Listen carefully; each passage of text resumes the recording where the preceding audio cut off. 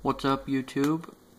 This is Casual MTG, and I'm coming at you with the deck profile that I said I would bring you next, which is my updated hydras. This deck has probably been my favorite deck since I started playing Magic. It's the first deck I ever built for Modern, and I just really like the deck, so let's get into it. And I'll give you my reasons on my ratios of cards, and why I'm not playing full playsets, or I am playing full playsets or something. So let's get into it. So I play one Polukranos World Eater. I really only felt like one was needed of him. The deck doesn't revolve around him, so that's why I only play one. Then I have two of the Nissan Wild Ravager. This guy's amazing. It just either gives you a 12/12 creature, or it allows you to clear a creature off your opponent's board that you don't like. So that's why this is pretty good. And then we do have the Managorger Hydra. This was brought to us out of Origins, and I honestly love this card. When I play it early game, it becomes huge, and there's nothing my opponent can do about it. So, yeah. And then I've got the Mistcutter Hydras. This is always good if I draw it late game, so that's why I only play two. And plus, I play a lot of blue, so it's good in that respect. So, and then I have Primordial Hydras. Probably the main soul of the deck. I don't have four, or I'd be playing them. It did go up in price, so that's why I only have two. Plus, two's not bad. I draw it when I need it. So, yeah. And then, the other main dude of the deck, but I don't want to play four because it's high mana cost, is Hero's Bane. I was playing three, but three I felt was too much, so bumped it down to two for space issues. So, yeah. Now, for the little mana guys that help get these guys out huge, we've got two Voyaging Satyr, two Elves of the Deep Shadow. This guy is pretty good for the simple fact that he taps for a black. It doesn't matter if he deals you damage. He just taps for black, so pretty good in that respect. And then we have our three Llanowar Elves. This guy is probably one of the best mana dorks out there, as people call it, for just mono green. He's just pretty good. And then we have our three Elvish Mystic, which is the newer version of Llanowar Elves. So, yeah. And then for the last two green cards we play two Nissa, because this deck's amazing with it. And then we play two Might of the Masses. Might of the Masses is amazing because you get a big board, drop this, your Hydra, you drop this in your upkeep, and your Hydra will get that boost and then double from that if it's Primordial Hydra. So that's pretty amazing. So that's it for the green.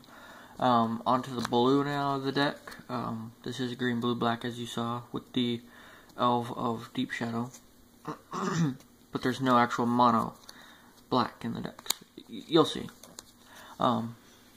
We've got one Dispel. For the blue, we've got one Dispel and one Negate. I felt like 1 and 1 was enough. I was drawing Negate too much or Dispel too much, and I couldn't cast them. So I felt 1 and 1 is enough. And then for our two ofs, we've got two Logic Knot. Two's great. Didn't want to have too much of one specific counter spell, so. And we've got two Dispel, or Dissipate. Dissipate's really good. Helps clear board, and keep it clear of what you don't want. So we got our two Cancel. Cancel's amazing. Would never not play it. So yeah. And then we have 2 rewind. This is something I've been testing and it's working out really well. It helps me cast 2 counter spells in one turn rather than just 1. So that's why it's mainly in here. And I don't mind that it's a 4 cost. I can always cast that when I have it. So yeah, why not? That's it for the blue. Now for the gold or the multicolored cards. This is where the black is. So we've got 2 Prophet of Krufix. I love this card. I wouldn't bump it up to 3. I would not bump it up to 4. 2 is just perfect.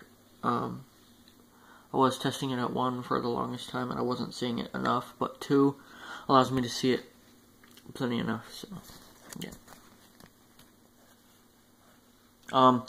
And then for the last card of gold or multicolor, whatever you want to call it, we've got our black creature, our green-black creature, Corpse Jack Menace. If you guys don't know what this does, let me see if I can get this camera to focus. No. Okay. It basically says if 1 or more counters is placed on a creature, you would double that instead. So if 4 would be placed on it, you would put 8 instead. So it's just really good. And it's a 4 cost for a 4/4, so I figured why not. So that's it for the creatures and the spells. Let's get on to the land base. The land base is pretty choppy. If you guys like a different configuration of land, feel free to play it. But this is what I've come up with, and it's working out the best for me. And you do know that it is budget, so there will be no man lands from Battle for Zendikar, or no fetch lands from Battle for Zendikar, just all the cheap crap. So let's get it done. We've got the 3 Thornwood Falls. I only wanted 3. 4 was not enough space for 4. Same with the Dismal Backwater, not enough space for 4. So yeah. That's it for the double colored lands. Now on to the actual basics. We have 8 basic forests. Yeah, we got our 8 basic forests. We've got our 6 basic islands. And the reason for 6, 7, or 6, 8 is because we have more green in the deck than we do blue. And then only because we have 2 creatures of black, we only play 2 basic swamp. This lineup has been working out really well. If you feel like you need a 3rd swamp, take out a forest. So, yeah. This has been Casual MTG. Let me know what you guys think of this deck. Let me know what I can improve on the deck. Always up for criticism. Good criticism. But this is Casual MTG, and I will be bringing you guys a Jeskai Burn combo build, hopefully soon. I've got all the cards for it, so I just need to make the profile, and I will be bringing it to you soon. This is Casual MTG, signing out.